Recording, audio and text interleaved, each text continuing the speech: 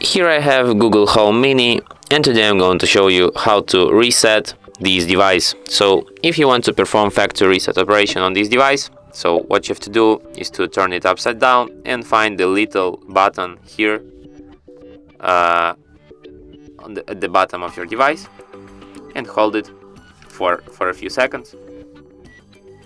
You're about to completely reset Google Home. To cancel, release the button. And after all of the 4 lights will be lighted, factory reset will be confirmed.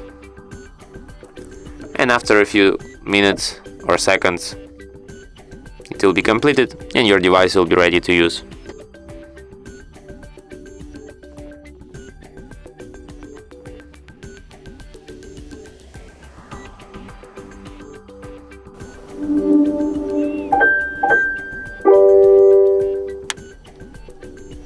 Welcome to Google Home. To get started, download the Google Home app on a phone or tablet.